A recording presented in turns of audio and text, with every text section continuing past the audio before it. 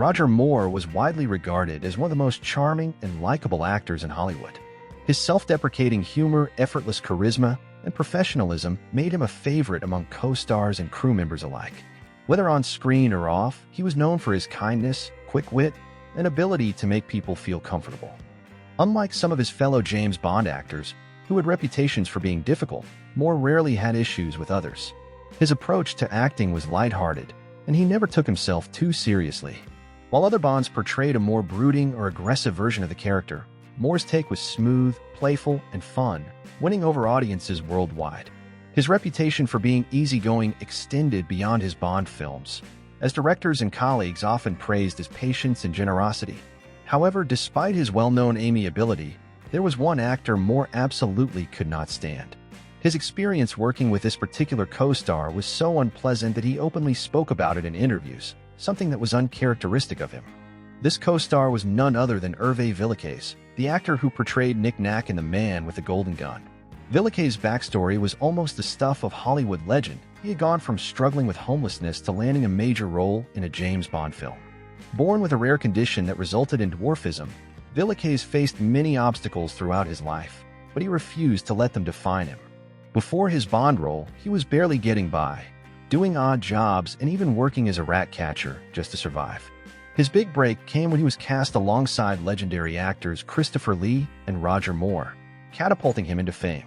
However, while his on-screen performance was memorable, his off-screen behavior was a different story. Unlike Moore, who was known for his professionalism, Villechaize had a reputation for being difficult and inappropriate on set.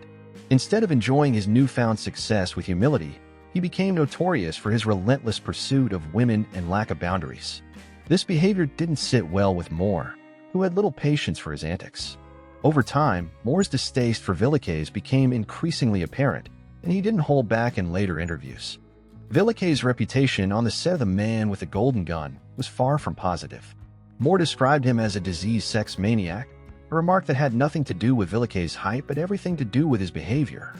During the filming in Hong Kong, he would visit nightclubs, scanning the room with a flashlight to pick out women, literally pointing at them as if they were objects.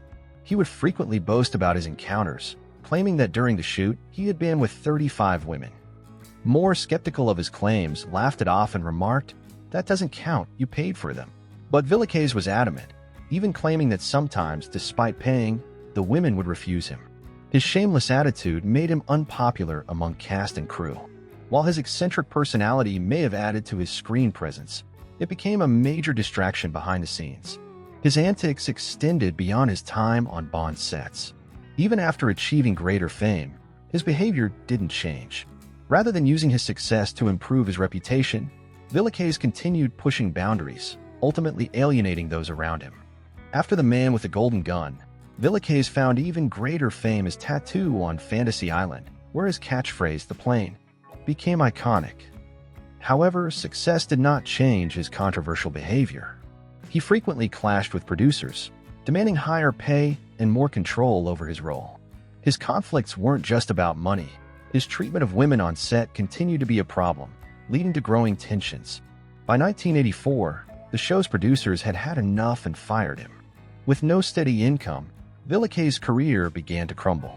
Unlike his Bond and Fantasy Island days, roles became scarce, and his once glamorous life started to fade.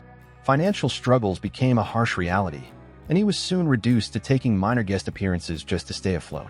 He went from being a household name to near obscurity, with no major roles to sustain him. While his career was in freefall, Villechaize also battled severe health issues. His unique condition, having full-sized internal organs in a small body, caused him chronic pain. As his physical health declined, so did his mental well-being. By the early 1990s, his financial and medical struggles had become overwhelming. Despite his past success, he was unable to find lasting stability.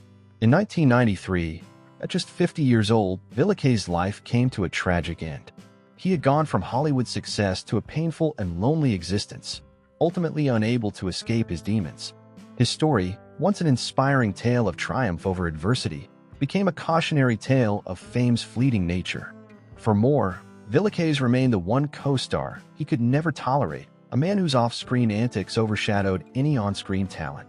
While Villechaize's legacy lives on in Bond history, His troubled life remains a stark reminder of how quickly success can unravel. Despite his public persona as an energetic and confident performer, Villequier struggled privately with deep-seated issues. His health problems were a constant source of pain, and his personal life was just as turbulent. He longed for acceptance and validation, but his behavior often alienated those around him. His relationships were short-lived, and his excessive partying and erratic actions made it difficult for him to form lasting connections. While he enjoyed moments of success, they were often overshadowed by his inability to manage his personal and professional relationships. His dismissal from Fantasy Island was a turning point. He had demanded equal pay to co-star Ricardo Montalban, but the producers refused, believing his role was not as integral. Feeling undervalued, Villequier became increasingly frustrated. When he was finally fired, it left him without a steady source of income, and his attempts to find new work proved unsuccessful. Hollywood, once captivated by his charm, had moved on, leaving him behind. Villequier's decline was a slow and painful process. As work offers dried up, his financial troubles worsened. With few options left, he resorted to making occasional guest appearances and living off small savings. His health continued to deteriorate, and his physical pain became unbearable.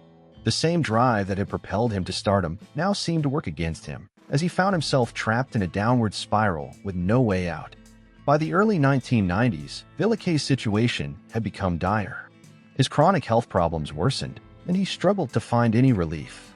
Unlike other actors who could rely on residuals from past work, Villequier's financial mismanagement left him with little to fall back on. He had gone from an international star to a man barely making ends meet. His once lively personality faded, replaced by despair and frustration. Villequier's personal relationships also suffered. He had difficulty maintaining close friendships, and his romantic relationships were often tumultuous. While some former colleagues expressed sympathy for his situation, many distanced themselves from him due to his unpredictable nature. Feeling isolated and in constant pain, he found it harder to cope. On September 4, 1993, Villequier's struggles came to a heartbreaking end. He died by suicide at the age of 50, leaving behind a legacy filled with both triumph and tragedy. His death shocked many, as it was a stark reminder of the dark side of fame. While he had once been a beloved TV and film star, his final years were marked by loneliness and suffering. His passing served as a sobering conclusion to a life that had been as dramatic off-screen as it was on. Villequier's legacy is a complicated one. He was a talented actor who overcame immense adversity to achieve success, but his personal demons often got the best of him. His performance as Nick Nack in The Man with a Golden Gun remains one of the most memorable henchman roles in the Bond franchise, and his work on Fantasy Island solidified his place in pop culture history. Yet, his troubling behavior, clashes with colleagues, and inability to sustain his success ultimately defined his later years. For Roger Moore, Villequier was the one Bond co-star he never had patience for. While Moore rarely spoke negatively about others, he made an exception for Villequier, recalling his inappropriate behavior and relentless pursuit of women. Despite his talent, Villequier's actions on and off set left a lasting negative impression on those he worked with. His story is both inspiring and tragic, an example of how fame can be both a blessing and a curse. Villequier's rise to stardom was remarkable, but his inability to navigate Hollywood's challenges, coupled with his health struggles, led to a devastating end.